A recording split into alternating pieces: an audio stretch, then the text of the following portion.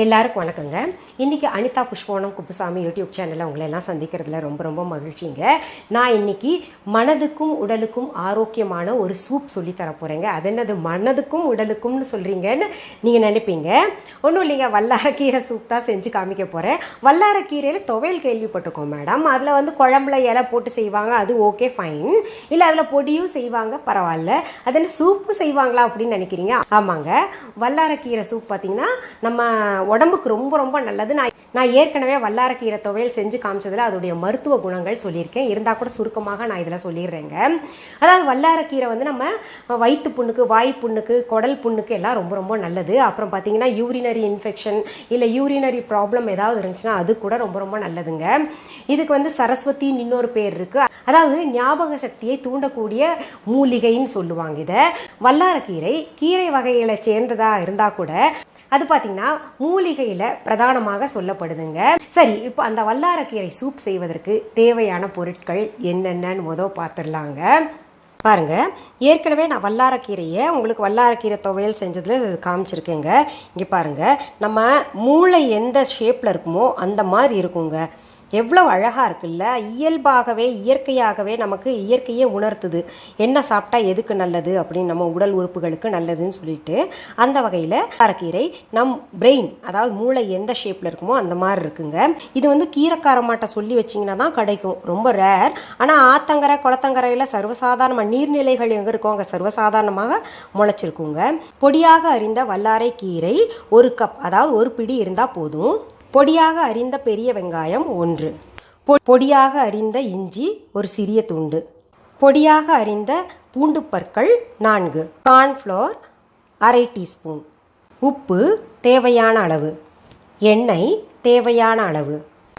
வல்லாரைக்கீரை soup செய்வதற்கு தேவையான பொருள் எல்லாம் பார்த்தோம் இல்லையா? ரொம்ப குறைச்சலாக இருக்குல்ல. இது வந்து உடம்புக்கு நல்லதுன்னு நினச்சி குடிச்சுக்கணும் நம்ம. சரி, இப்போ இதன் செய்முறை பார்க்கலாங்க. நான் பாருங்க அடுப்பில் ஒரு பேன் வச்சுருக்கேன். அதை பற்ற வச்சுக்கிறேங்க. சூடாகட்டும். இப்போ பேனில் நான் கொஞ்சம் நல்லெண்ணெய் சேர்த்துக்கிறேங்க. இது வந்து நல்லெண்ணெய் தான் சேர்க்கணுமான்னா உங்கள் விருப்பம் தான். நான் வந்து இந்த வல்லாரக்கீரைக்கு அது ஒரு மூலிகைன்றனால நம்ம நல்லெண்ணெயே ஃபுல்லாக அதில் இருக்கக்கூடிய சத்தெல்லாம் இருக்கட்டுமேன்னு சொல்லிட்டு நான் நல்லெண்ணெய் சேர்க்குறேன்.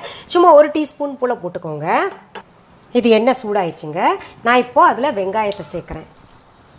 இதில் உடனே நம்ம வந்து இந்த பூண்டு பற்களையும் சேர்த்துக்கலாங்க. ஏன்னா பூண்டு பல்லெல்லாம் அந்த வல்லாரக்கீரை சூப்புக்கு ரொம்ப நல்ல மணத்தை சேர்க்கக்கூடியது. அப்புறம் உடம்புக்கும் தெரியும் உங்களுக்கு கேஸ் ப்ராப்ளம் எல்லாம். இது மருத்துவ குணமுள்ள பொருள்களை தான் இதில் சேர்க்குறேன். அடுத்தது இஞ்சியையும் சேர்க்குறேங்க.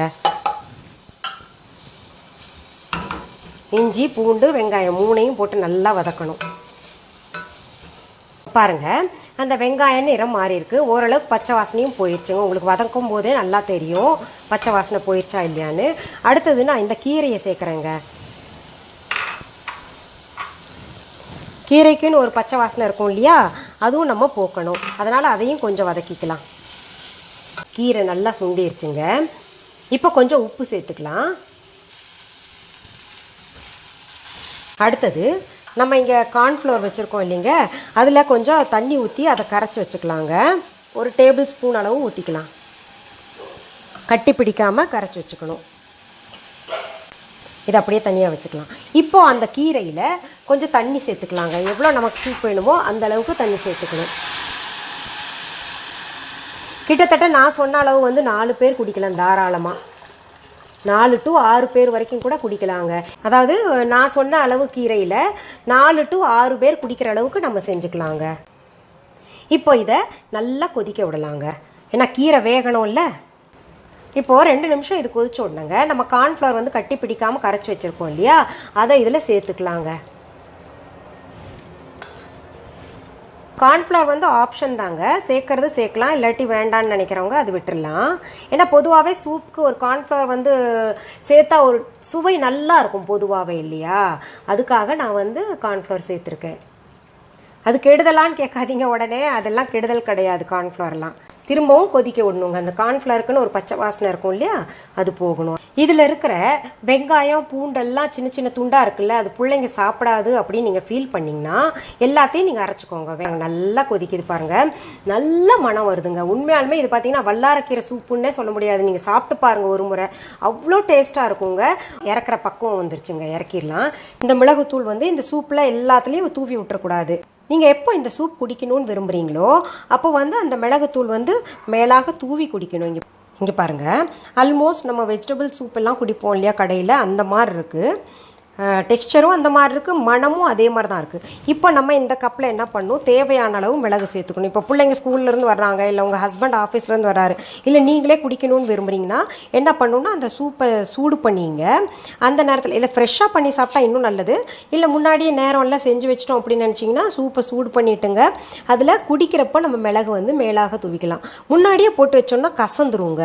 எவ்வளோ வேணுமோ அவ்வளோ போட்டுக்கலாங்க. அன்பான வாடிக்கையாளர்களே, உங்கள் விஹா ஸ்டோரில் பூஜை பொருட்கள், சிலைகள், ராசிக்கற்கள், வாஸ்து பொருட்கள், விதைகள், பாரம்பரிய அரிசி வகைகள், சிறுதானியங்கள், ஆர்கானிக் பொருட்கள், மூலிகை எண்ணெய், மளிகை பொருட்கள், மரச்செக்கு எண்ணெய், மரப்பொருட்கள், வெள்ளி ஆபரணங்கள், கிஃப்ட் ஆர்டிகல்ஸ், காட்டன் மற்றும் பட்டு புடவைகள், காட்டன் சுடிதார்கள், பட்டு பாவாடை, குழந்தைகளுக்கான விளையாட்டு பொருட்கள், ஹை குவாலிட்டி இமிடேஷன் நகைகள், வீட்டு உபயோக பொருட்கள், ஜூட் பேக்ஸ், ஹேண்ட்மேட் சோப்ஸ், அழகு சாதன பொருட்கள், சிறுதானிய பிஸ்கெட்டுகள், ஹோம் அப்ளையன்சஸ், இன்னும் பற்பல பொருட்கள் விற்பனைக்குள்ளது.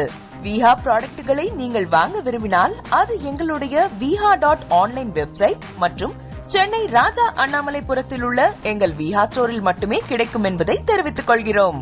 வேறு எந்த ஆன்லைன் வெப்சைட்களிலும் விஹா ப்ராடக்ட்கள் விற்பனைக்கு கிடையாது என்பதை நீங்கள் கவனத்தில் கொள்ள வேண்டும். எங்கள் விஹா ஸ்டோரின் விலாசத்தை கண்டறிய கூகுள் மேப்ஸில் விஹா ஸ்டோர் என்று டைப் செய்தால் வழியை கண்டறியலாம். www.viha.online வெப்சைட்டிலும் விஹா ஸ்டோரின் அட்ரஸ் உள்ளது.